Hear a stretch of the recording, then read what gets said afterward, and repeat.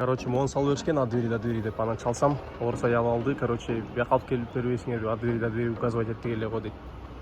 Ну, а двери, да, указано это у вас, но 15 килограммга чейин болуш керек экспрессте. Бул оор экен. Кого-нибудь позовите, чтобы мне помогли. Я и так помогу. Просто это у вас тяжелая посылка, десем. Почему вы тогда принимали пятнах? Я не могу выйти, дома никого нет. С годовалым ребенком. А хорошо, да пойдем, я тебе перекрыл локеринды. А так елестеткиле, а двери көрсөтүп койдум деп туруп, бир моторду салып атсам машинанычы, сен ошону көтөрүп киришиң керек ошондо, кандай алардын логикасы боюнча. Келсем, келип кетет. А у вас, оказывается, этот наличными десем. А, сейчас деп үйгө келип кетти. Анан чыгып туруп, тигилге которгон үчүн доставканын акчасын ошого которуп кетти. Клиенттер сурамычы. Ошондой убакта заранее которуп койгончу, заранее. Мен доставканы алган жерге барганда, ошо бир кыз чалганда, ошол которуп келди. Ал өзү бая эле чалган мага, анан доставканыкын деле билет акчасын. Заранее которуп койгон. Мен чалдырып келгенден кийин, завершить эткенден кийин анан чалып, анан салдырбайт. Өзү эле билиш керек да мындай. Самодогонялан иштеш керек дегендей. Ассаламу алейкум, жамаат. Азыр Максат байке менен жолуктук, шаарда иштеп жүрүп. Бизнес класс комфорт плюс бизнесте иштеп жүрөт экен. Мен Матчизде тээ чакка токтотуп койгом. Доставка уруп жүрөм. Доставка менен келип калдым ошол районго. Максат байке да ошол жакта экен. Как раз анда жолугуп жаңа видео тартып коелу дейт. Обзор баштасын. Чогуу обзор тарттык азыр. А как раз мен кармай албай жүргөн болчумун Максат байке интервьюга. Бүгүн кармалды. Өзү чалып калды өзүң, Чалышып анан как раз жолуп калдык. Аз тартабыз буюрса, суроолорду беребиз. Мурда силерге берген суроолорду дагы. Максат байке даярсызбы? Даярмын.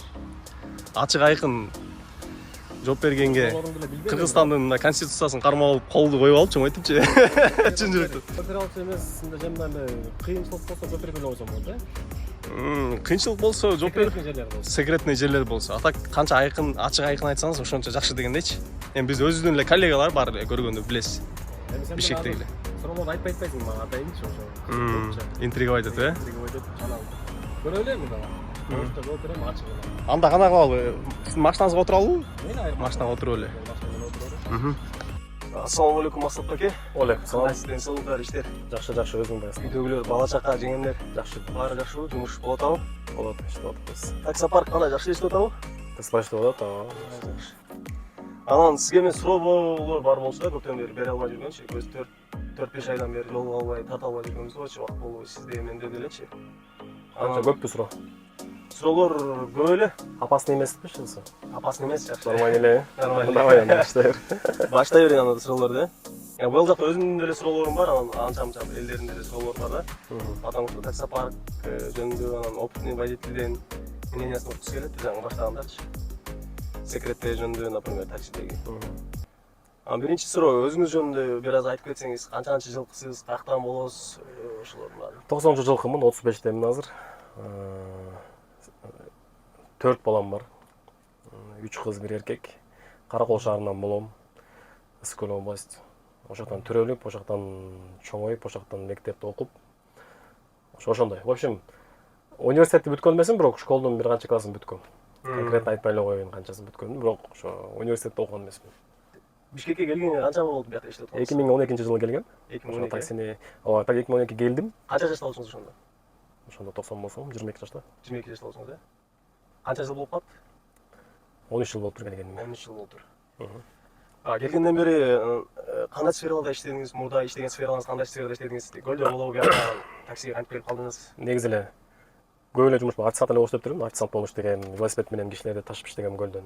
Сезондочу. Тур сезон. Ооба, базарда иштегем. Ташка сүйрөгөн күндөрдө болгон базарда. Ошондой жумуштарда иштегем. Эми ошо, мой госрезиденцияда иштегем. Президент анда Бакиев болуп, ошондо официант болуп иштегем. Москвада посольстводо иштегем, ошо аякта да официант болуп, ошо бияктан анан тияка кеткенбиз да. Ошо аякта 3 ай иштеп келдим, аякта деле.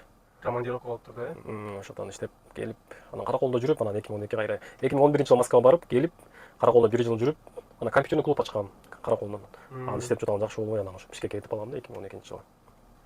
Саатта канчадан алышыңар эле компьютер клубда? Саат ошол кезде 10 сом беле, 15 сом беле. Арзан болчу. 10 сом, 15 сом болчу. Түшүнүктүү. Анан таксиге качан анан кантип келип калдыңыз, кандай болуп келип калдыңыз ошол жөнүндө? негизи Бишкекке келгенде мен жүгөрү сатып иштегем. Сладкий вата, попкорн сатып күнүнө 2 сом алчумун. БТ Сорисекин астында ошондой бир бизнес иштеткен балдар бар экен. Байгелерчи. Ошолор объявлениядан жумуш таап эле ошого барып иштеп, күнүнө 2 сомдон алчумун. Анан бир канча бир 2 ай иштегенден кийин кичине акча жыйнап, кичине кийим алып, анан буякта ачык айтсам бир 2 тишим жок болчу да. Ошону салдырып туруп анан ресторанга, кафеге иштегенде киргем да, официант болуп кайрачы. Мен ошо көп жыл официант болуп иштегем да. Ошо жумуштун жакшы билчүмүн да, эбечи. Ресторанный сфераны жакшы билесиз бизнесте. Анан тиги жумушта деле иштей берет болчумун, 200 сом анан эчтеке жетпей баштады. Квартираны чогулта албайт экенсиң. Анан аябай жүдөп кетчүмүн. Оор жумушчу, эртеден кечке күндүн астында отурасың да, эшиктечи. Кой деп анан официант болуп кирип кеткем. Анан сен сурооңдо до конца чыгайын. Официант болуп жүрүп, анан аяктан бир машина алдым. Аны да кредитке алам, Mitsubishi алам, 90-жылкы. Объем 2 болчу, механик болчу да. Ошо менен иштеп жүрүп, ошо кафенин эле тамак-аштарын доставка кылып иштеп баштадым. Администратор менен сүйлөшүп. Анан бир күн ошо машинем бузулуп калып, анан бир машинени сүйлөтүш керек болуп калдым, стогоч. Карасам бир Audi селедка деп коет го. Ошол турупту. Анан мен учурашып эле байка жеткирип коесузбу десем, сүйлөп десем макул деді. Анан мен машинени апарып таштадык, анан мени үйгө жеткирип баратканда, ошондо мен эң биринчи жолу таксини көрдүм да. Приложениянычы. Анда эч кандай телефон жок, жанагындай мындай бир. Эмне деп койчу, навигатор. Ошондо намба такси болчу да андачы. Ошону издеп баратам, ошо байке менен сүйлөшүп эле. Байке СЧО-мске кирейин, күнүнө таксиден канча тапса болот десем, күнүнө 2000 сом табам деди. Жакшы турбайбы анда мен СЧО-ге чалам десем, ошентип машина ремонт бүткөндөн кийин тиги байкеге чалдым. Намбанын офисине бардык, мени жумушка киргизди. 7000 сом менен жумушка киргем. Ошентип мына подключение платный болгон турбайбы? 7000 сом навигатор берет, анан карта менен иштейсиң. Ошондон сатып аласың. Карта менен? Кагаз менен. Ошо менен иштеп баштадым, ошо менен таксиге кирип кеттим. 2013-жыл болуп калат ошо.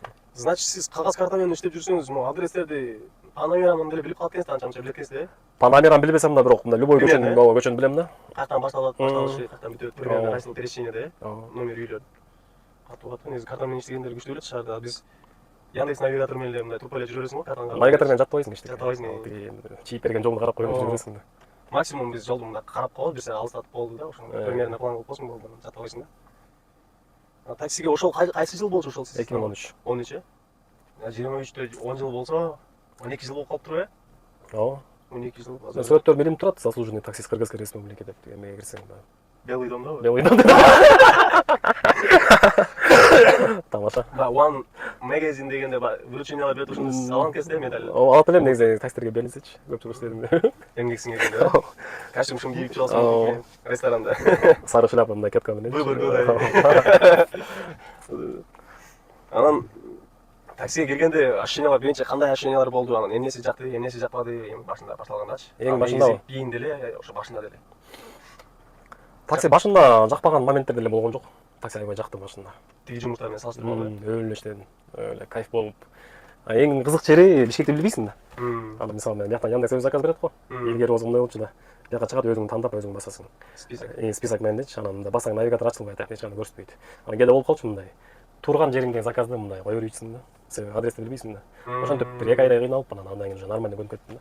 Азыр на данный момент азыркы жакпаган нерселер эмнелер? Пробка кыйнап коюп атат чынын элечи. Акыркы жылдары эми? Акыркы жылдары 3 жыл 4 жыл болуп калды, пробка уже такыр невозможно. Өмүрүңдү канча саат эле пробкага кетип атпайбы күнүнөчү. Клиенттердин деле моменттери болот, эми аны чыдап эметип кетсе болот да. Капризный клиенттер болот, эми айла жок, рейтинг түшөт. Рейтинг деген нерсеге байланып калганыбыз жаман болду. Мисалы илгери рейтинг деген жок болчу да. Бетке эле айтсың да. Мисалы кичинекей баласы менен сиденияга чыкса, азыр бирди попробуй айтсаң. Я жмать дейт. Я жмать, он же маленький дейт да. Таң каласың да. Кичинекей болсо эле чыгара бериш керек экен анда тиягачы. Ошондой нерсе кичине напрягать этет да. Апаларга, значит, у нас всё позволено дегенде. Я с ребенком дегенде болду, подъездин ичине кирип башым керек машина мененчи. Түшүнөм Максат байке. Сиздики анда 12 жыл болсо, меники 8 жыл. 4 жыл менен чоң турбайсыз стажыңыз э, таксиде. Анан экономдогу жүргүнчүлөр менен бизнестеги жүргүнчүлөрдүн мындай 5 айырмасын айтып кетпейсизби? 5 жыл болбосо деле эң негизги айырмалык.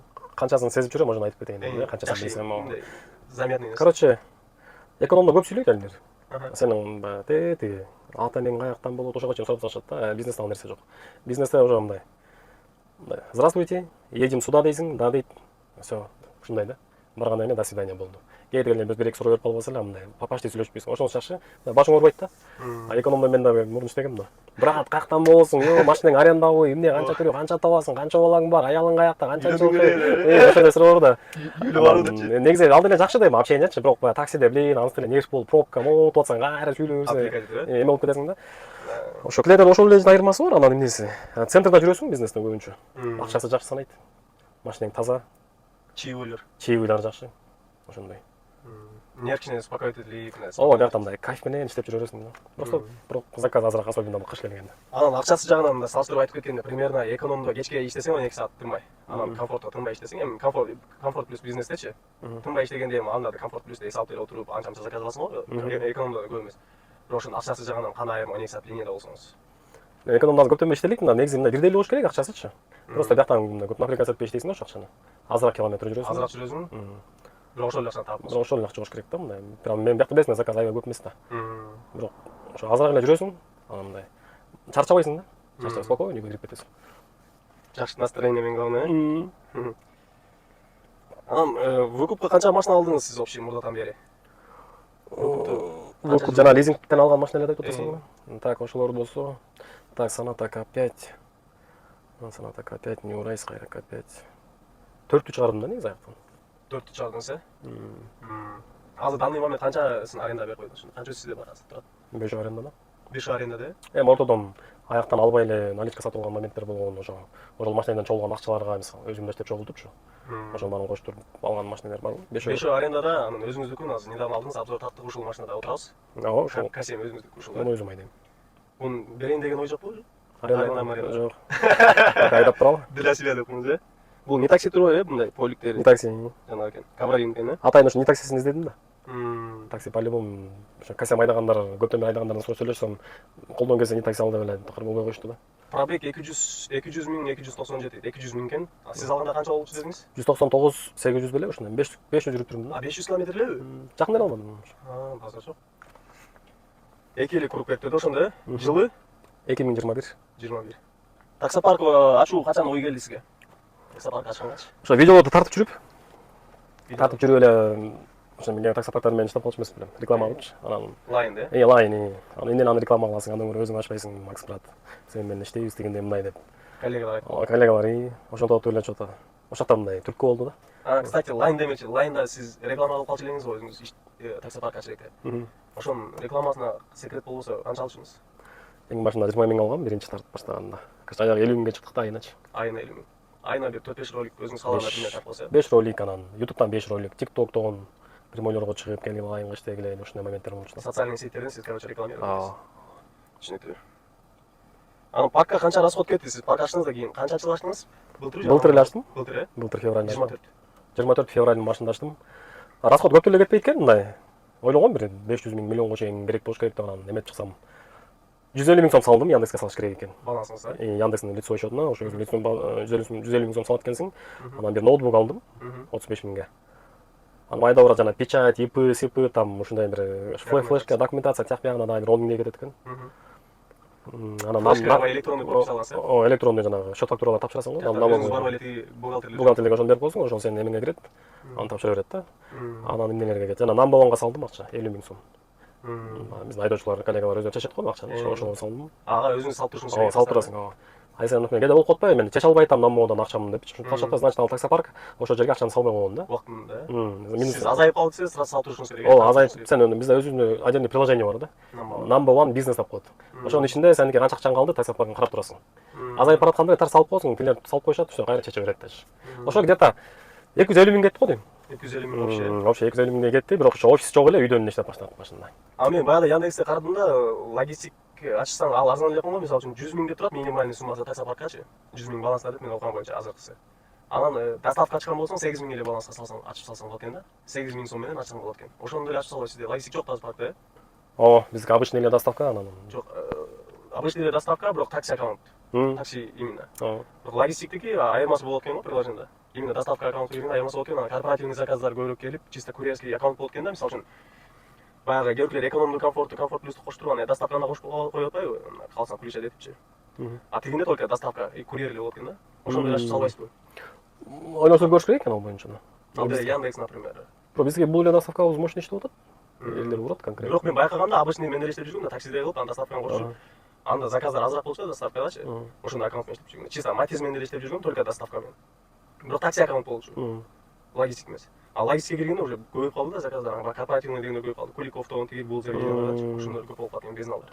Сиз ошондой эле ойлонуп көрдүңүз. Анан пашка расход канча кетти? Буну айттым, жигит документтер кандай керек болду? Анан аларга канча убакыт кетти, канча Убакыт 1 жума эле кетет. кетти? ИП ачасың, печатың 2 күндө даяр болот. Расчетный счет банктан ачасың, анан жана флешканы аласың. Эми көп болсо 1 жума кетет. 1 жума көп болсо максимум. Анан акчасы 15 миң дедиңиз вообще. 10 миң эле кетет. 10 миң эле кетет. Анан парктын деңгээли кандай тепкичтерден өтөт, өзүңүз байкадыңыз да башында анан кичине көтөрүлүп ошо уровеньдер болот парктын. Иштеткен адамга үчүнбү? Мисалы мен кандай нерселерди сездимби? Жок, именно приложениядагы парктын уровеньдери болот. Мисалы үчүн бир парктан жогорураак туруп кичине. Жок, андай көргөн жокмун. Подпарк дегендер эмне анда? Подпарк деген ал мурун болчу экен да. Аз жок андай. Андай жок. Азыр мисалы мурун деген ошо подпарк деп айтып койчу экен. Если сен жаңы таксопарк ачсаң, сен бир парктын астына подпарк болуп кирет экенсиң. Ана бир какой-то бир эмеге жеткенден кийин, количество заказ аткаргандан кийин сенин таксопаркың. Анан сен уже бөлүнүп тиги подпарктан, главныйдан парктанчы. Өзүнчө уже прямой иштеп баштайсың Яндекстен. Азыр жок андай. Аз прямой иштейсиң. Азыр мисалы ачам десең прямой иштей бересиң. Анан парктардын приоритети болобу? Бир парк экинчи парктан жогору турушу мүмкүнбү заказ алуу боюнча, например, машиналарга рейтинг боюнча водительдер рейтинг болот го. Бирөөсүнөн бирөөсү жогорураак турат рейтинги приоритетичи, плюс дегендер, 65-100 дегендерчи. Ошондой эле парктардын приоритети болот. Например, сиздин паркыңызда бир машина турат бир жерде, ушул жерде отурат да, алдыңызда да бир башка парктын машинасы турат. Экөөнүн рейтинги бирдей эле примерно. Анан заказ келсе, кайсы паркка түшөт, например, ошондой деле болобу же, айырмасы жокпу? Айырмасы жок го дейм андайдын. Жок, Мисалы, например, жаңы ачылган парктың деле ошондой эле заказ алат.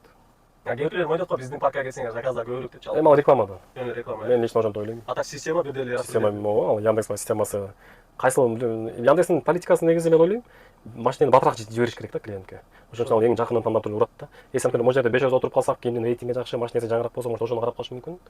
Может наклейканы карап калыш мүмкүн. А так мындай паркка карабайт вообще. Мен лично ошентип ойлойм да. Анан бирок парктан баягы сбойлор болуп калчу, ошол эмнеге болуп калат, например, кээде парктар иштебей сбой болуп калып, анан акчалары картып калып ушундай боло берет го. Мурда биз бир паркта иштегенде ошондой сбойлор көп болуп да, новичок парк болчу. Кандай сбой болду эле ошондо силерде? Туруп эле парк иштебей калчу, сбой болуп, только безналга түшүп кала берчү. Ал деген жанагы ошо Яндекске мен айтып атпаймынбы, 150 миң салгам депчи. Ошонусу түгөнүп калат да. Анан ошону вовремя салбайт да. Ошону вовремя салбаганда анан Яндекс эмес, именно Яндекстеги акча. Яндекстеги акча. Ошол эң опасный нерсе. Ошакты внимательно караш керек. Сен ошакты жакшы карабай нольго түшүрүп алсаң, анда сенин иштеген айдоочуларыңдын баарына безнал берип калат. Бизде безнал эч ким заказ бербейт. Заказ жумшак болуп калат. Эми өлдү деген сөз да, опасный аябайчы. Анан ошону чыгарган процессин, например, акча салсаңыз, бир байкап калып акчаңыз түгөнгөн, салып койсоңуз резко иштеп кетеби? Жок, резко иштебейт. Же штраф санкциялар барбы? Санкция эчтеке жок. Просто эле салганда сеники 1-2 күндөн чөт алат. Ошонусу жаман. Ошон үчүн сен аябай контролдош керек ошол моментти. Ошон үчүн мен деле мурда ойчумун да, ошондой парктарды көп да менде 8 жылдан бери толтура парктар чогулду да, ар кандай парктарда иштеп, кээбиркилер жакшыраак иштейт, серьезно, кээбиркилер не серьезно иштейт, анан ошондой сбой болуп атканда бир паркта. Экинчи паркка подключение кылып иштеп кетирчүмүн да. А тиги паркта эле бир эле паркта иштегендер, билбегендер отуруп калчу да, иштей албай, отуруп калчу. Анан азыр жалпы канча айдоочуңуз бар? Жана күнүнө канча киши иштейт стабильно орточо эсеп менен? Общий канча киши бар, анан канча киши стабильно? Общий кошулган где-то 4,5 миңдей киши кошулган. Бирок мен тааныштарымдан эле сурап көрүп атам. Биз ошондой турбайбы Бишкекте, мисалы, бир жерде жакшы акция болсо ошого кетет. Ошентип баягы сен айткандай сенде деле бир канча эмне таксопарк бар эле. Ошондой сыяктуу баардыгыбызда ошондой. Меники деле ошондой болчу да. Тияка кирип ушинтип эле анан. Негизи бул кошулгандар боло берет да. Бирок ошонун ичинен канчасы калып иштейт, сен ошо вопрос да. Тиги кошулган 4,5 миң, бирок азыр канчасы чыгып иштейт экен, анын секрети эле болуп калсын. Секрет эле. Түшүнүктүү. Тайна деп коеюнчу. Ар бир иштеген айдоочу күнүнө среднем канча заказ кылат? Например, стабильно иштеген водительдериңиз. Бирөөсү? Бирөөсү. Жакшы дегендер 30-40 кылат да. 30-40 э? 20, 30, 40 катыш дегендер ошо 40ка чейин кылат. Андай средний иштегендер 20, 25. Анан катуу иштегендериңиз күнүнө канча көтөрөт грязью? Комиссиясынан кошуп албагандачы? Комиссиясы менен чогуу общий. Же комиссиясын алганда же алгандан чейин любой натериңиз. Эми азыр мен аны деле мындай башында карачумун, азыр көптөн бери карай элек, ошо кышында караганда грязный 5 миң, жакшы дегендер 6 миң иштечү да. Баягы көрсөтүп турган суммасы өзүнө приложениеде 5-6 миң. 5-6 миң. Аябай катуу иштегендер, алар 15-16 сааттан иштегендер. А сиз өзүңүз комфорт плюс бизнесте иштеген үчүн в основном сизге ошол тарифте иштеген водительдер болсо керек э? Бизде көп комфорт плюстар. Экономго караганда э? Ооба. Суткасына сиздин паркта заказ канча в среднем? Канча заказ аткарасыңар? Суткасына в среднем. Алда тайна кылып коелу. Тайна. Аны көп жерден айтпайт, мисалы, таксопарк менен жолугуп калып, күнүнө канча суткасына заказ десең эч кимсе айтпайт да, ошон үчүн. Коммерческая тайна. Ооба. Ошондон билинип калат да просто. Сен парктын деңгээли эч канчалык экен. Анан алдыда кандай пландар бар? Парк боюнча өнүгүүгө акциялар болобу же нелер болот, кантип продвижение кылайын деп атасыңар? Например, эгерде только процентке ишенген болсок, процентке тандашкан болсок, акыры нолго барып бүтөт да. процент менен конкурировать этсечи парктар.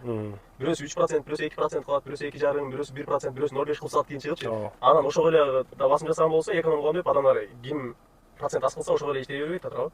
Анан ошону кызыктырыштын башка да эле жолдору бар го, например, акциялар, там презде. Ошол сыяктуу кандай идея бар? Негизи ойлор көп эле негизичи. Бирок биздики мен негизи ошо машина ачканда эле эң биринчи ошо элдерге мамиле жакшы кылыш керек деп айткам. Өзүм иштеген малдаргачы. Кандай мен такси өзүм иштеген үчүн билем да. Нерв болот адамдар. Нерв менен чалыш мүмкүн. Ошондон таза жакшынакай жооп берип, кайра найжа этпейчи. Кээде сапаттарга чалсаң эмне кылайын деп жооп берип коет да. Менде деле болгон да. Ошондой эч качан болбош керек дегем. Анан акча чечкен боюнча бизде бир да жолу проблема болгон эмес. Любой сумма 30-40 миң, 50 миңге чейин жинейт биздин айдоочулар кээдечи. Ошо акча жагынан бизге жакшы. Анан эми жана сен айткандай процент жагынан азыр эптеп эле парк ачып кээ бар да. Же налогун төлөбөйт нормальный, же ошо билбейт закондорду, анан 0,5% ачып атат да. Өзүн актайбы актабай өзү деле билбейт да. Анан ошентип эми ал жагында эле көрөбүз буюрса акцияларды. Пока нормальный эле азыр иштеп атабыз. Парк кандай маселелерди чече алат? Кандай функциялар бар личный кабинетте бир айдоочуга тиешелүү? Жана парктын кандай настройкалары, опциялары бар? Мисалы үчүн парк кандай маселелерди чече алат водительдер үчүн? Силер эмнелердин проблемасын чечип бере аласыңар? Биздики эмне? Эми ачык эле айткандачы, в основном биздики эмне? Например, бир клиенттин номери керек десе ошону бересиң. Парк деген эмне? Мисалы, например, прям укмуш эле көп нерсени чече албайт экен. Мен деле өзүм ачып азыр эле көрүп атпаймын. Мен өтсөм болобу, например, бир заказга келдим. Бир заказга келип күтүп турам, отмена алып салды клиентчи. Анан алга мен дозвонун кетирип койгон эмесмин да. Телефондо номер жок. Анан сизге чалып туруп максат паке эмес иштеп атам да. Могу клиентиңиз номерин берип койгонсуз, бир жакшылыкка сөгүлган 7-чи атасына чейин депчи. Ошентсем номерин бере аласызбы? Бере алабыз. Бирок 1 саатка чейин. Мен билип атам ошону. 1 саатка чейин алышың керек. 1 сааттын ичинде жолуп 1 сааттан кийин уже бизден жоголуп кетет ал. Таксопарктан да көрүнбөй калат. Кээ просто болот, өтө обидно болот да, например. Мындай отмена алып салса деле макул, барып бүтүп турасың, анан чаласың, хорошо чыгам дейт. Туруп чыгам деп туруп эле жолуп берет да. Сен канча километрден бери келип, канча мүнөт күткөн убактың жок болуп кетет, обидно болуп кетет. Бирок ошол баягы. Номер калбай калганда сендечи. Мисалы мен кээде мурун иштеп жүргөндө бир жолу ошо дозвон кылып койчумун да. Анан барып туруп кечке күттүрүп туруп, мен сен сыяктуу платный болгондон кийин отмена алып сатышканда, мен нерв болуп турган, чалып туруп ушундайынан, короче, жестко кылып таштагам да тигиничи. Сөйгө. Да толтура сөздөрдүн баарын айтты, сен ушундай болмо, адам болбойсуң деп кишини ура кылат тигиндей. Анан элестет, ошол кайра мага жабык кылып. Ошондо бир минусу ошондо эске алып койгула. Себеби Яндекс мага деген прямой Россиядан чалган. Сен эмне угроза кылып атасың депчи. Себеби сен азыр мен сени, короче, андай кылба, анан туура эмес деп койсоң, тиги чалып туруп экесе башкача айтып коюш мүмкүн да. Мага угроза кылып атат, мени сабап кетем деп атат, мен бирдеме кылып кетем. Меники лично ошентип айтып бер да. Сен айткан турбайсың, сени кармап туруп жайлайм деп турган депчи. Биз, например, отмена болуп кеткен пассажирге жалоба вроде жазсак болот, бирок оценка эчтеке кое албайбызбы? Алар уже отмена өзү кыла берсе деле жаза алат бирдеңке. Жазат экен. Жаса болот экен. Мага ошентиптир да, мына сенин водителиңер мага чалып алып мени сөгүп атат дептир. Отмена болуп кеткен поездка. Отмена болуп кеткен поездка. Ошондо негизи ошо айта кетейин, ошону тоже опасный нерсе. Яндекс тоже эметип коет да, Яндекске жалоба кылып коюшат булар. Отмена болуп кетсе деле. Ошон үчүн өтө деле 7-чи атасына чейин сөкпөй, хотя бы культурно түшүндүрүп коюш керек анда. Культурно сөгүш керек экен да. Элестет депчи, мындайчы, мына сен менин тек жактан бери келдим, эним депчи, мисалычы. Дос депчи. Мен кечке күтүрүп, сен деле элестет, сенин да жумушуң бар да депчи. Сеники да сени бир ушинтип убара калса эмне кыласың? Ушундай сыяктуу нерсени айтып коюш керек да. Мындай намысына тие турган кылып, э? Ооба. Сөккөн опасный рак кичине. Личностько өтпөй желательно, э? Кандай жаңы жакшы условиялар түзөйүн деген ой бар? Парк боюнча кандай условиялар түзөйүн деген бар? Условиялар нормальный эле условиялар пока. Жакшы эле. Условиялар мисалы эмнелерди айта кетейинчи. Азыр мисалы М-банк о деньгеден салганда эч кандай комиссия алынбайт биздин паркта. Бул деле бир условиянын бири да. Жанагындай, например, наклейка чаптап иштеп атышпайбы? Жумасына 2,5 миң чыгып атат, э? Ошондон бонустан комиссия кармай элебиз эч кандай. Мисалы 2,5 миң түштү, ошондон полный 2,5 миңди алат. Мисалы кээ бир парктарда бар, мисалы 2,5 миң түштү, ошону 100 сом кармап калат. Же 75 кармап калат. Смотря канча процент коюлган ошо бонускачы. Тияктан ошо кое аласың сен бонустан мынча депчи, процент деп. А целдерден деле кармабайсыңар, э? Целдерден да кармайбыз. Мисалы мына аз жай келди, целдерди берет да. Мисалы 150 заказ аткар, мен сага 5 миң сом берем дейт. Ошо 150 заказды аткарат, 5 миң сом чөт, ошо 5 миң сомду толук алат. Толук. Эч кандай комиссия кармабай калдык азыр. Жакшы экен. Анан айдоочу болгондун эң жакшы жактары жана жаман жактары сиздин өзүңүздүн опытуңуз боюнча эмнеси жагат, эмнеси жакпайт? Позитивный моменттер, негативный моменттер кайсылар дегендей да? Эми бул таксиде позитивный моменттер кандай? Жирный заказдар, жакшы клиенттер болсо, ошонун баары жакшы да, мисалы позитивный моменттер. Мен негизичи мына баягы таксини, бул таксиде кээ бир адамдарга айта кетсем, ушул нерсени жаш балдар иштеп атышпайбы? Основной жумуш катары көрүп керек да. Муну деген бул таксини как домкрат сыяктуу колдонуш керек да. Ушул менен бир максатты коюш керек астында. Бир нерсе ачам деп, бир нерсе кылам депчи. Анан ошо такси менен конкретно, бирок ошол башка сенин жумушуң жок да. Ошол моментте сен таксини основной жумуш катары көрүшүң керек да. Ошо серьезно карашың керек. Мынчадан мынчага чейин иштейм, кийин график күнүнө монча сом табам, монча расход бияка кетирем деп, как основной катары иштеп, бир акчаны жыйнап туруп, анан тетиги пландарыңды аткарышың керек да. Колдон келсе ошонун баарын бир бизнес ачып, бияктан бир нерсе кылып, бир машина көбөйтүп, может арендага бересиңби, ошондо ошончо керек. Бирок өмүр бою таксиде калыш не советую да. Эмне деген пробка, эмне деген нерв, күйүп кетесиң бир күнү. Потому что мындай долгосрочно караганда по-любому мындай кыйын эле жумуш. Кыйын жумуш, аябай. Нервный болуп каласың. Каждый мисалы, например, бензиниңди санап, ушундай биз жүрөбүз да, мисалы, азыр азмакы пустой кетпесем, клиент менен кетсе мынча кетет эле деп ойлоносуң. Ошо мындай эме болуп каласың да. Как трамплин синоним караш керек, то есть бир целди коюп, бир сумманы чогултам, ошол целди коюп, ошол сумманы чогултуп, ошол суммага бир жумуш кылып, анан дальше кетиш керек. Ооба. Только ошол менен калган жок. Мен лично менин оюм ошондой да. Мен мисалы мен ошентип баштагам. Мен эми жаш болуп жүрмүн да. 23 жашымда баштадым да, бирок ошондо эле айткам, ошо таксиден акчаны конкретно жыйнайм, анан жакшы бизнестерди кийин кылам деп өзүм ошондой эткем да. Анан ошо элдерге ошону айтат элем да, мисалы. Такси жакшы вариант, акча чогултууга возможность жакшы бияктачы. Графикта свободный. График свободный, өзүң мындай эмесиң. Просто бир максатты коюш керек, акчаны жыйнаш керек, ошону кылыш керек да. Ошо. Жакшы кеңеш болду. На заметку күсем дегендей. Анан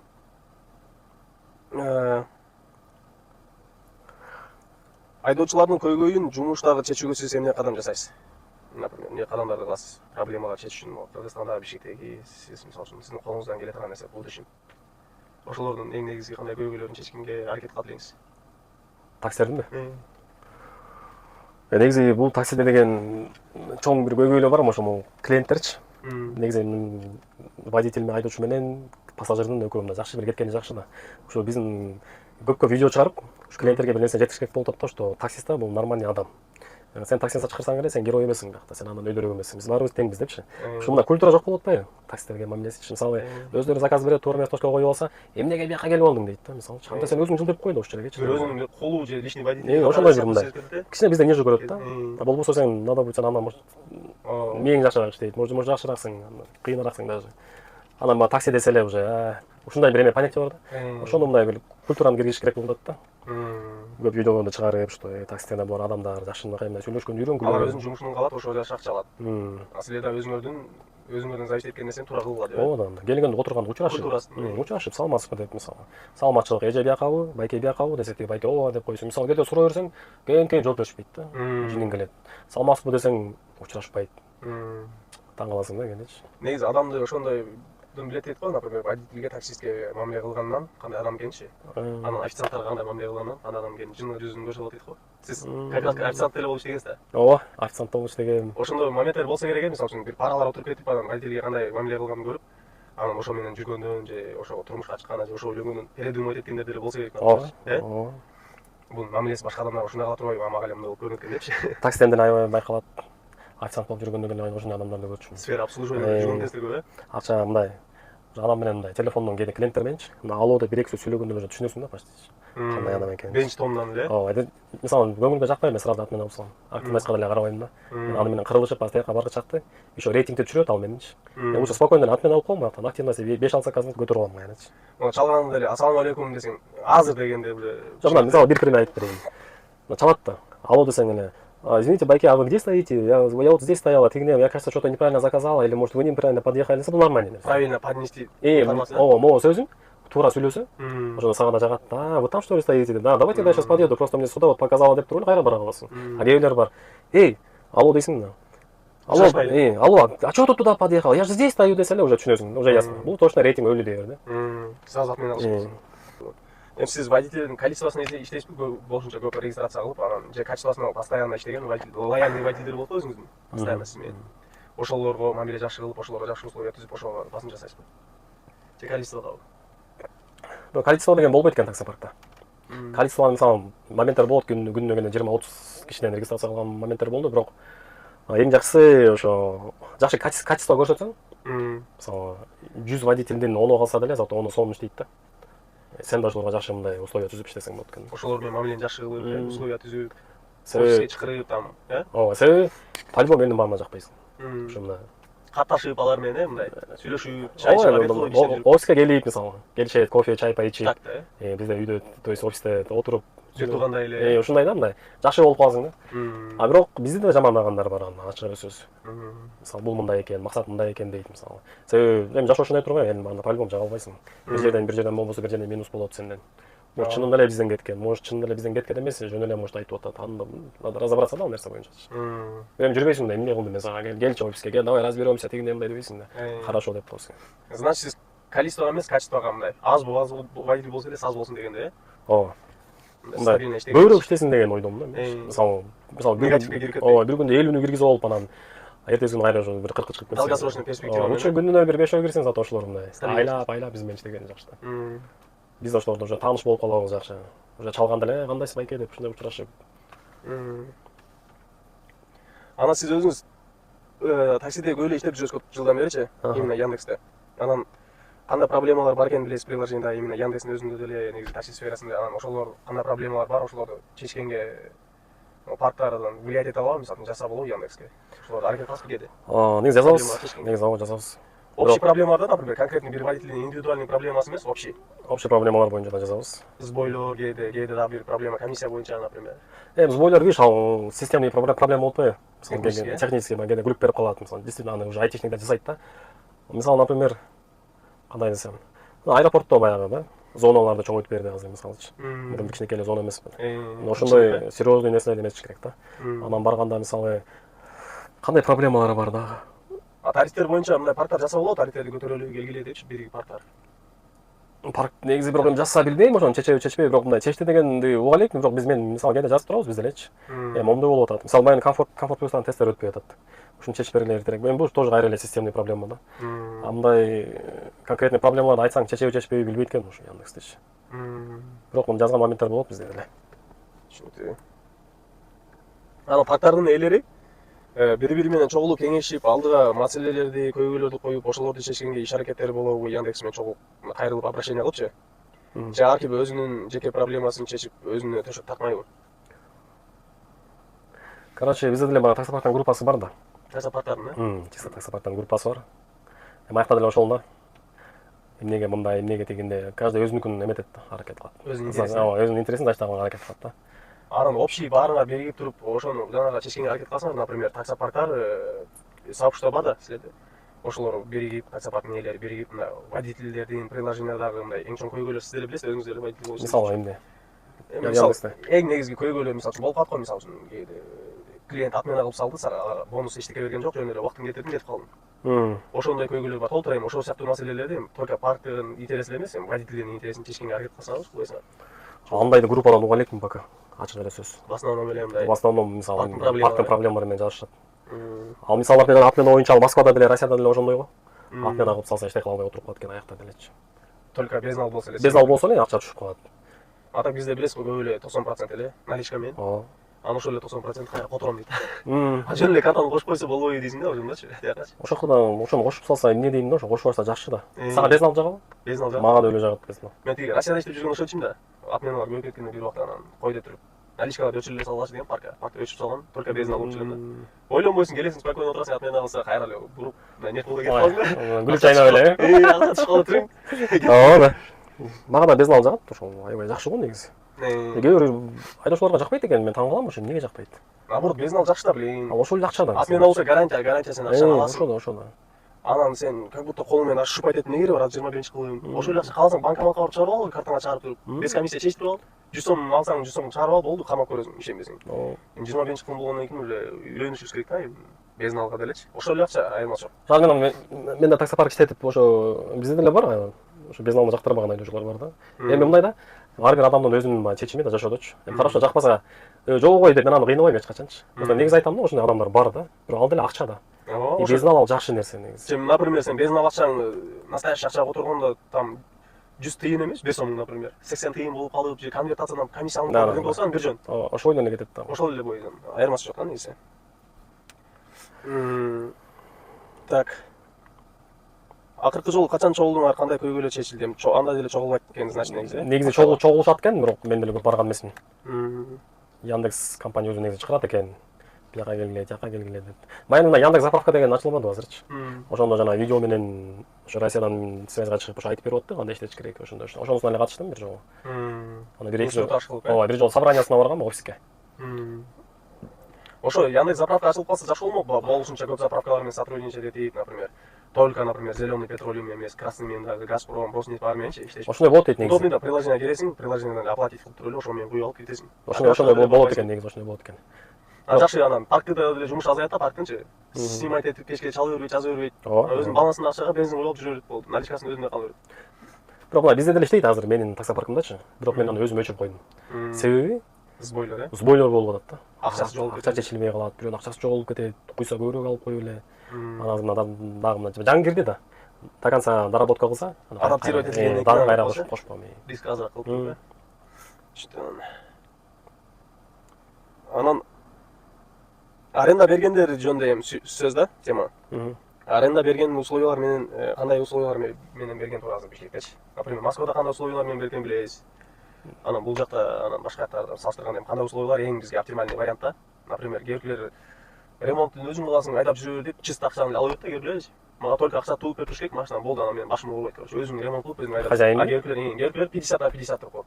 Эми негизи муну алып карасаң, негизи туура эмес да, например, водитель өзүнүн семьясын багып атат, ал деле иштеш керек, например. Ага деле доход кылыш керек, например, эр күндөрү газыңды деле, бензиңди деле чыгарып каласың, например, газыңды деле арендаңды. Аны иши сен 50/50 ремонт кылсаң, например, бузулуп калсачы. А машинаңды бузулайын деп калганга чейин, элейин деп калган бир жерчи. Ошо кандай условиялар сиз үчүн жакшы? Мисалы мен өзүм кандай берем? Мен полный ремонт өзүмдө, бирок ходовканы өзү жасайт. Полностью өзү жасайт. Полностью өзү жасайт. Бирок сиз ходовканы идеальный кылып ооба, мен например бергенде СТОго барабыз. Калдырак жерлер эмне болсо ошонун баарын жасайбыз. Ооба, ал полный видеого фиксировать этебиз. Ал ооба, мен действительно мына өткөр алып атам, ходовкасы идеалдуу деп айтат. Ошентип мен бирок калганы мына май, сай, замена, дөңгөлөк, мотор, коробка мисалы, бирок дөңгөлөктү мисалы айырып алса өзү жасайт. Айырып алган эми. Айырып алса өзү жасайт. Сиз алмаштырып бересиз. Кышкы зимний мен алмаштырам. Себеби менде дөңгөлөктөр турат. Мен жыл сайын ошо толуктуу алмаштырып берип турам. Менин иште условиям меники ушундай. Себеби мына баягыдан бизде билесем түшүнүшүбүз керек. Мына эгерде сен деле мына машина алсаң, бүгүн арендага берип атасың. Полный ремонт өзүмөн деп мына сен өзүң берсең, сен машинаңды чын арган адамдар бар да.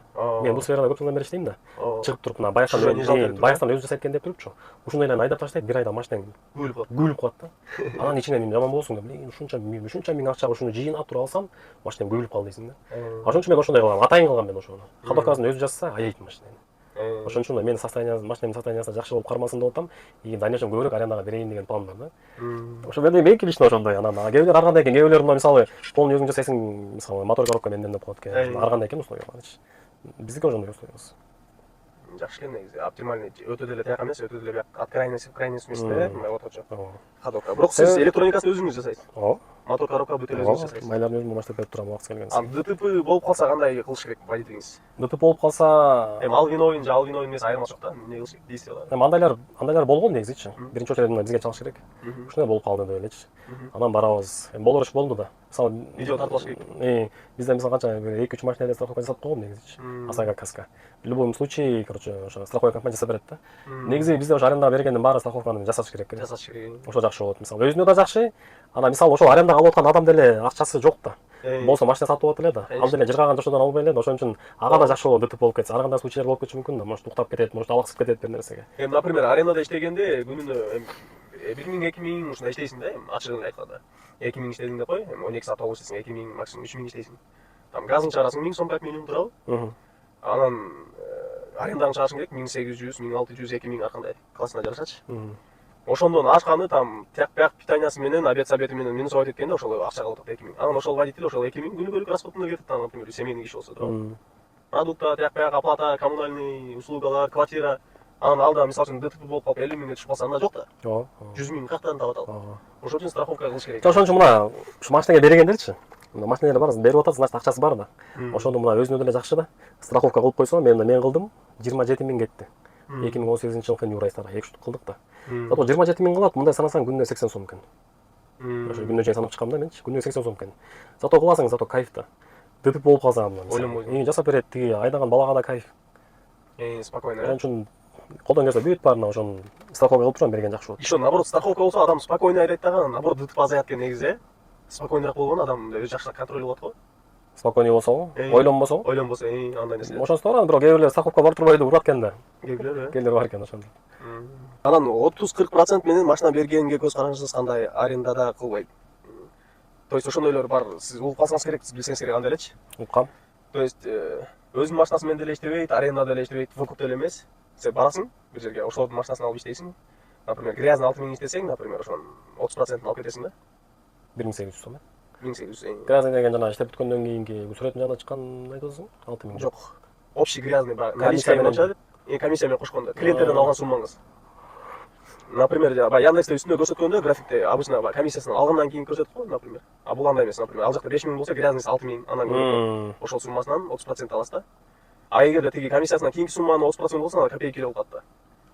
Алар грязный суммадан 30% алат, например. 6000 клиенттен алдыңыз сиз бүгүн, клиенттерден. Без наличка общий. 6000ден 30% аласыз. 1800 алат экенсиң да. Жакшы экен бир чети. Бирок мисалы үчүн ремонттору 100% алардан даже дөңгөлөк текшилип калса, алар жамааттырат да, ошолордун шотуна. Сиз жаматасыз, барып 300 сом кетти, жаматтым деп 300 сом барып койсоңуз, тигилер минус айтат. Сизде расход жок. Жөн эле иштеп бересиз 12 саат. Сменанын аягында кассаңызда өтүп кетесиз. Кандай деп ойлойсуз? Негизи жакшы. Негизи жакшы просто. Кандай деп ойлойсуз? Жок, нормально эле. Нормально эле. Анан бирок эмнеси жаман экен? Машинаны ошого калтырап турбайсың да. Паркта. Ошол эле минус экен, а так. Если ошого макул десең, анда жакшы экен. Сменщигиң болот, сменщигиң. То есть бир машина арендага берсеңиз сиз, бир машинаны сизге бир күндө бир эле жолу аренда төлөп атпайбы? А тигилерки кылганда бир күндө эле 12 саат бирөө иштеп, дагы бир бирөөсү 12 саат иштегенде двойной аренда берген сыяктуу эле доход болуп калат экен да. А бирок алардын риски жанагысы ремонт полный өздөрүнүн да. Ошон соор экен ошо. Чачап калган машиналар болуш керек э? Көп. Мен ошон үчүн башында ойлонгом ал боюнча. Калтырап салгым келген жок да машиналарды, лучше бир эле адам айдасын.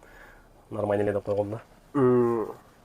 Анан 100% грязный обороттон айдоочулардын чөтөгүнө канча калат? Например, өзүңүздүн машинаңыз менен иштеп жүрөсүз. 100% бир ай иштедиңиз, 100% акчаңызды алдыңыз, например. Мисалы үчүн күнүнө мончадан иштеп, ошонун бүт расходдорду алып салгандан кийин, эми чисто жумуштун расходу, бензинди, ошо бензинди аласыз, өзүңүздүн машинаңыз болсо ошол эле да. Ошону алып салгандан кийин канча процент калат водительге? Так, то есть кандай болуп калды? Ошондой мисалы мен Сиз күнүнө 5000 иштедим, грязный. Канча калат? Ремонттордон кийин, ошо расходдордон кийин бар машинаңыз. Полный расходдон кийинби? Мисалы 5000 иштесең, күнүнө 1000 сом эле уже газга кетет болуш керек. Кетет смело. Именно могу машина менен айтып атам да, кайсы менен азыр. Жок, жанагыларда деле кетет, санат. Деле кетеби? Короче, 1000 сому кетти, 4-ü калды. 4-ü калды. 4-үнүн бир 500 дагы кетет. Тамак чеккен адамдар бар, э? Тамак чек, Тамак тамак чеге сушная кетет азыр. 3,5 калды. Ошол калып турбайбы? 3,5. А бирок сиз машинаңыз бузулса оңдойсуз да, ошентип. В итоге эми видишь, ал качан ремонту келет, качан эмне болот. Дагы 500 алып бериш керек анда. Примерно сиздин оюңузча ошо канча расход кетет бир машинага бир айда? 15 деп койчу. 15, э? Жок, бир айда даже 15 деле кетпейт. Билбейм, где-то бир Состояниясына карап канча сомдон канча сомго чейин? Обслуживаниясы, ремонт. Мен санаганда, чыгса, мен өзүм айдашым менен мен санаганда 5000 кетчү да айына. Мен 5000 деп санап койдум, даже анча эле кетчү эмес. Расходниктери тигил бул май албаш. Но май сайын эметип болсуң, мен мисалы айына 5000 деп санап койчумун да. Бирок внезапный поломка болуп калышы мүмкүн да, мисалы мотор коробка деген, нежданчик болуп калышы мүмкүн да. А так если Ал риск, э? аяктын баары жакшы болсо, мен ошо 5000 эле саначумун айына. Ошондо таза күнүнө 3000 жинасаң болот экен да таксиде. Бүт ремонттон алганда. И то өзүңүн машинаң менен. Өзүң машина. Бирок өзүң машина менен катып иштебейсиң да аябай эле мисалы. Мотивация жок.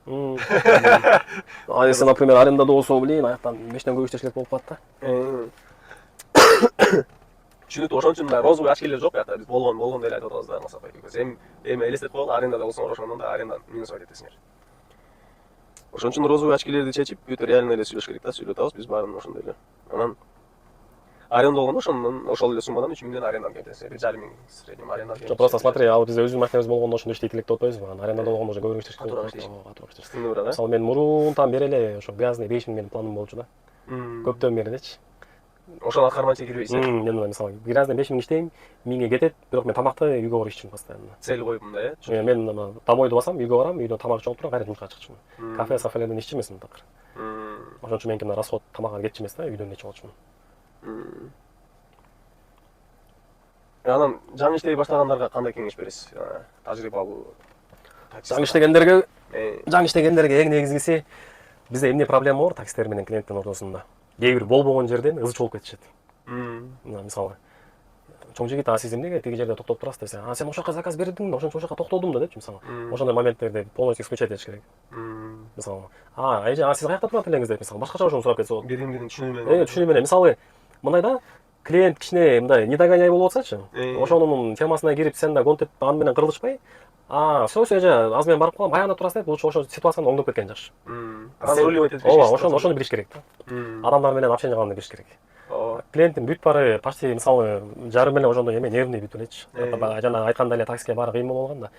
Ты чё, куда подъехал? Почему ты так поехал деген момент случайлерде ошону үйрөнүш керек биринчи очередь. Кээде со стороны клиентти да карап көрүш керек да. Водительдер өздөрүнүн эле жагынан ойлонуп алат кээде. Анан клиенттер может ошол убакта клиент кичине действительно кыйыныраак күн болуп калышы мүмкүн, нервный күн болуп калышы мүмкүн. Может опасный операцияда там бирөөсү тууганы өлүп калган болушу мүмкүн. Ошондой ситуация болуп калышы мүмкүн. Сен аны түшүнбөй эле выбить этип салдың. Ошон үчүн бир не туура менен сүйлөсө, ошондо деле сен жакшы мамиле кылыш керек да. Аш менен урган, таш менен уруп, туура. Аракет кылып көрүш керек да ошо. Эми мебелер болот эми жакшы сөз менен жеткиргенге. Жакшы сөйлөп көрүш керек да. Такыр болбосо анда лучше апарган. Жакшы сөз сүйлөп туруп ат менен болсо. Если, например, бир жакшы айтып көрүш керек, түшүнбөй кайра гнать этсе, анда лучше ат менен. Уже лучше ат менен алган жакшы. А бирок ошол эң биринчи бизден кетпеш керек да. Канча жиндүү болсо да бир сөйлөп көрүш керек, аракет кылып көрүш керек. Может оңолуп кетет. Ошону жакшы бир мондай колуңду может сунасың да. Оңолуп кетчи, родной депчи. Оңолуп кетти, болбосо анда лучше ат менен алып салган жакшы. Себеби рейтингди түшүрөт ал по-любому. Артынан бир звездочка. Анан эме да, баягы туугандар менен тааныша эмес төшүп каласың да. Анан кээде ошо айтып калышат алар эле, ар кандай таксилер болот эми депчи. Анан кээде мындай таксилер келет дейт. Мисалы келгенде отуруп, там саламатсызбы деп учурашканда саламатсызбы, эже бияка барабызбы деп ойло сонун күлүп жанап сүйлөшүп калса, жүрөгүм аябай жылып калат дейт да. Ошо такси менен ойло сонун кеп сүйлөшүп кетесиң дейт да. Эчеде кээде биз өзүбүз да мындай кичине мындай подход кылып коюшубуз керек экен да. Эми тигилер да негизи клиенттер да кылыш керек. Биз да кылып мындай негизи эле биз общий эле жакшы мамиле кыла берсек эле жакшы да негизи. То есть кимдин кандай профессиясына карабай, кандай профессия баарыбыз эле Кыргызстанда жашайбыз, бир туугандай эле кыргызбыз барбызчы. Ошол жердештербиз, бир шаарда жашайбыз. Эми бири-бирибизди түшүнүп эле мындай өзүңдүн бир туугаң менен сүйлөшкөндөр сүйлөшүп кете турабы. Жакшы мамиле кылыш керек. Жаңы ошо жаңы таксилерге деп атпайсың, жаңы баштаган. Ошо эң главный ошол да. Ошо ситуацияны руль эткенди үйрөнүш керек. Ошону билип алсаң, алган ар жагын урасың. Психология главный. Ошол жерде уруш керек, болду ар жагын уруп кетесиң да. Просто көп такси апартамда билип отуруп көрүп каласың. Анан таксиде стабильно иштеген жакшыбы же основной жумуштан бош кезде подработка кылган жакшыраак вариантыбы? Например, мен бир жумушта иштейм, 30 миң айлык алам. 8 саат иштейм. Государственный жумушта, например, да. Ошондон чыгып алып подработка кылсам жакшыбы же 30 миң айлык алгандан көрө стабильно только таксиде иштеген жакшыбы? Бул жерден эси, например, ошол жумушуңа ишенип, ошол жумуштан эсине сенде мындай көзүң жетсе, повышенияга кетет экен, карьерный рост болсо, лучше ошол иштеген жакшы болот дейм да. Таксиде подработка эле кылып. Чыгып иштеп коесуң, зато тияктан бир күнү болбосо бир күнү бир жылдан кийин может жакшы зарплата менен көтөрүлүп кетесиң. Анда перспектива жок, 30 миң эле постоянно 30 жыл иштей турган болсочу. Анда таксини урган жакшы.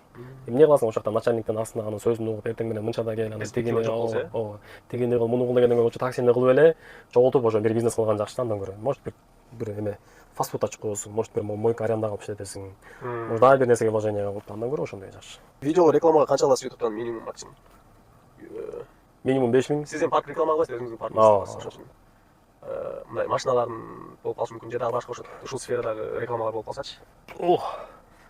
Минимум 5000, максимум 10 000 да. Эгерде бүгүн көз жумсаңыз, өткөн жашооңузга ыраазы болмоксузбу же башкача жашап өтмөк белеңиз? Эгерде бүгүн кайтыш болуп кетсең. Өкүнбөксүзбү дейм да, мурда жашоосу. Өкүнчү деле моменттери бар негизи. А бирок в основном жакшы эле, да. Основном жакшы эле. Основном мындай.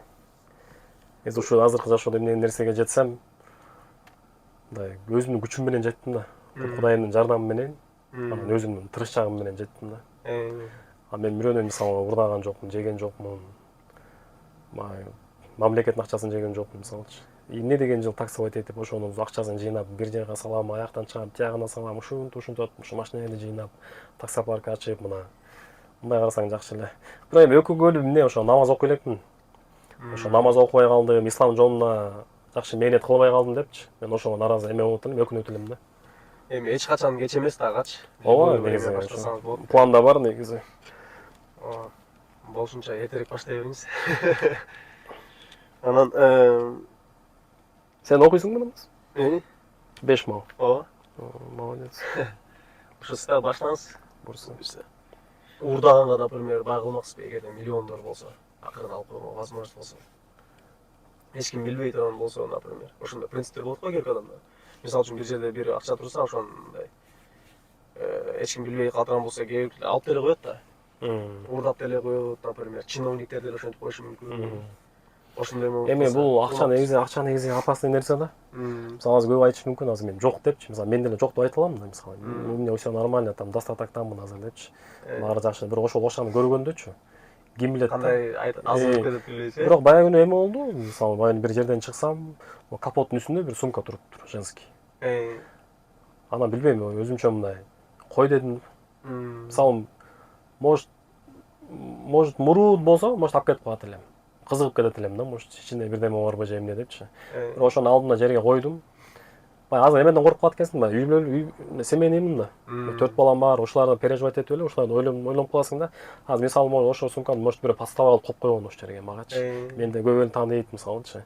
Может бирөө көрө албастык кылып атайын мени подстава кылып атат деген оюм. Мен постоянно ушундай да. Таксовать жүргөндө эле кыздарыбызга тиешип калат да. Может туда поедем, может отдохнем сегодня деген. Полный отказ берем да, сразу нечи. Себеби проблема кереги жок да. Сен үй бүлөм бар, болду. Келинчегим бар, семьям бар, ошолорду жакшынап кайнайм. Приоритет ошосуз. Ооба, меники үй бүлөм обязательно анан. Биринчи орунда. Ооба, кандай кыздар тишпесин, кандай варианттар чыкпасын мен жок дейм да. Эркекчиле. Жакшы экен, жакшы приоритет. Эң главный семьяда негизичи.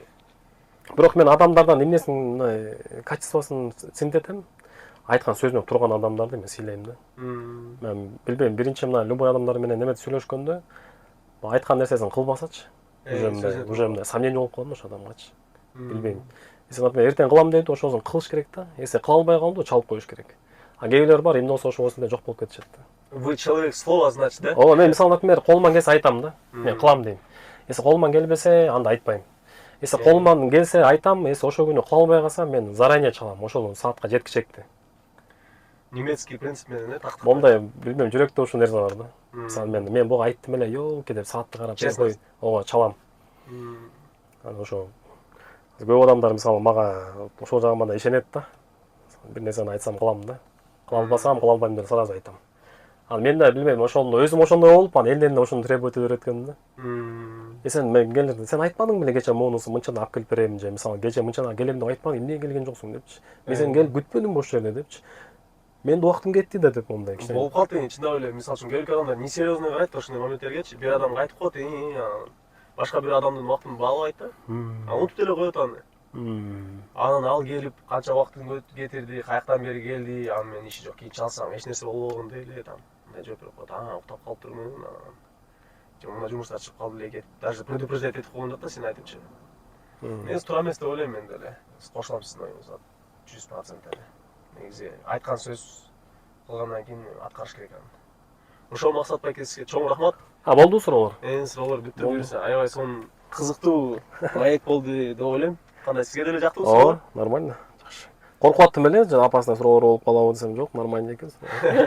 Ошо салам айтып коюңуз баардыктарга. Всё, анда Баястандын катталуучулары, Баястанды поддержка кылып, лайктан басып, комментарийден жазып, силердин мына жардамыңар менен Баястандын каналы кичине көтөрүлүп өссүн. Сага да ошо ийгилик, сенин да бир пландарың бар болуш керек эми ошо. Ошо пландарыңа жетип сен да. Макул, рахмат Максат байке. Көрүшкөнчө. Максат байке бизнестен заказ алып кетти. Мен доставкадан заказ алдым. Алтемирден азыр кирип алып чыгыш керек. Алтемирден мында сочный клубника бар. Мен буну Анкарага доставка кылыш керек. Молодая гвардия жол ремонт бүтүптүр. Карагылачы кандай чек-чегин жол болуп калды.